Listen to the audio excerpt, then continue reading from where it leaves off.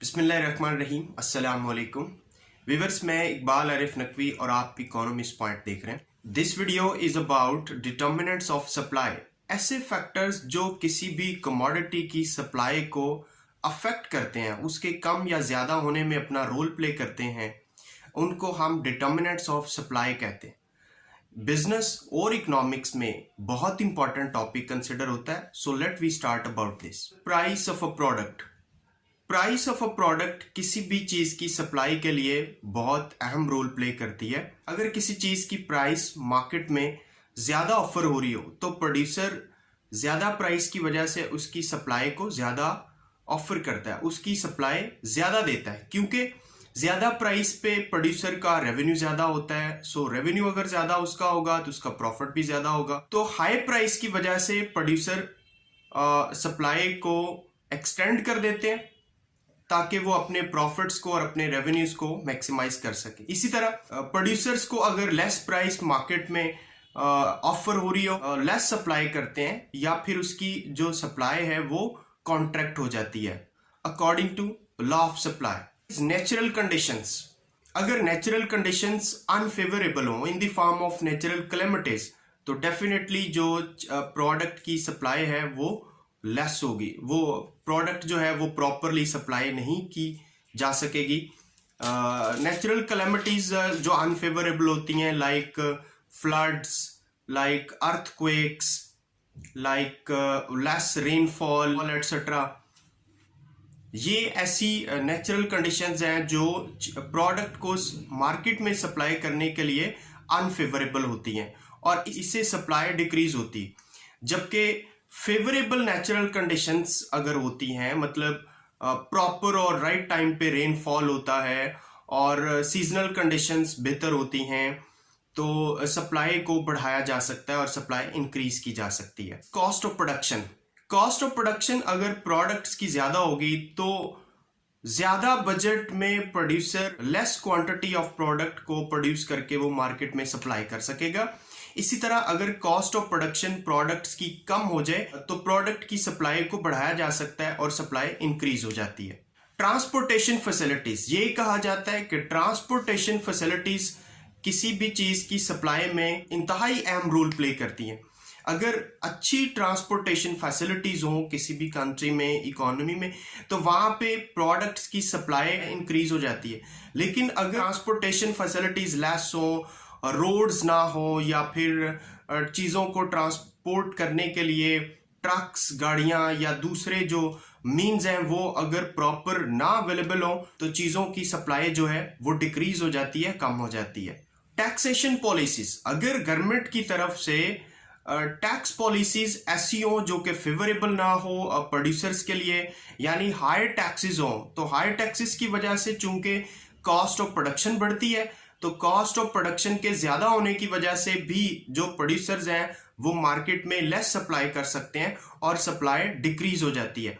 इसी तरह अगर टैक्स पॉलिसी गवर्नमेंट की तरफ से अच्छी हो और प्रोड्यूसर्स के लिए फेवरेबल हो तो प्रोड्यूसर जो है वो मार्केट में ज्यादा सप्लाई दे सकते हैं और एज अ रिजल्ट सप्लाई जो है वो इंक्रीज हो जाती है। Techniques of production.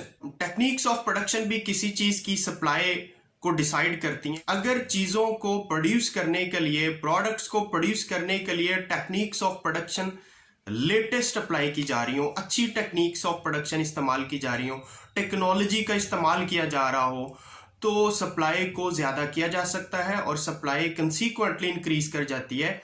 इसी तरह अगर टेक्निक्स ऑफ प्रोडक्शन एब्सोल्यूट हो तो उसकी वजह से लेस प्रोडक्शन पॉसिबल होती है, so as a result supply भी डिक्रीज हो जाती है। Like that if I give you example कि पाकिस्तान में अभी भी कपड़ा जो है वो पावर लूम्स के थ्रू बनता है, एब्सोल्यूट टेक्नोलॉजी है। इस तरह की टेक्नोलॉजी बाकी दुनिया में इस्तेमाल नहीं हो रही, तो इसकी वजह से क्या होता है कि मार्केट में लेस सप्लाई दी जा सकती है, चीजों की सप्लाई डिक्रीज हो जाती है। Factor prices.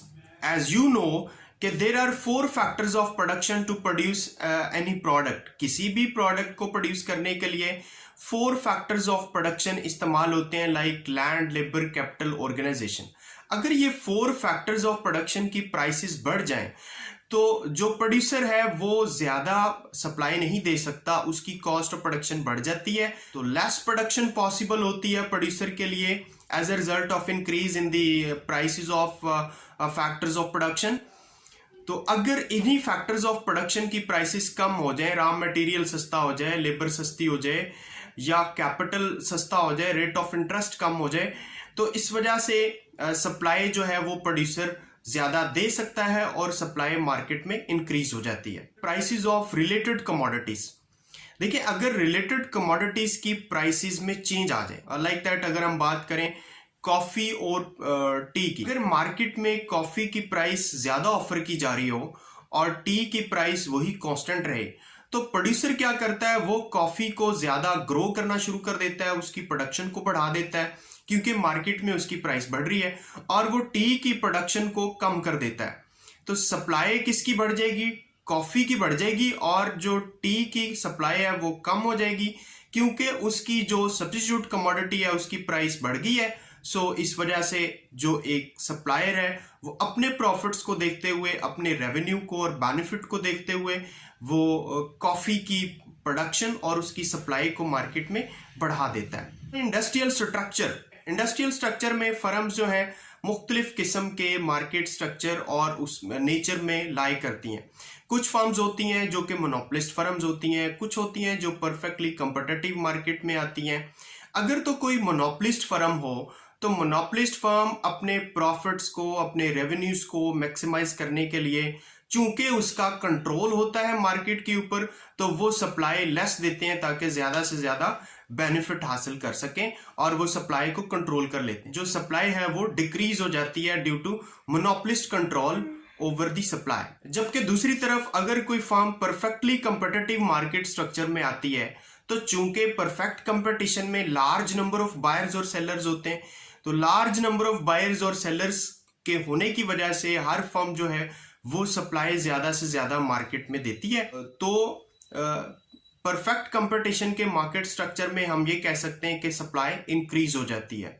So these were the determinants of supply which matter a lot for increase और डिक्रीज इन सप्लाई।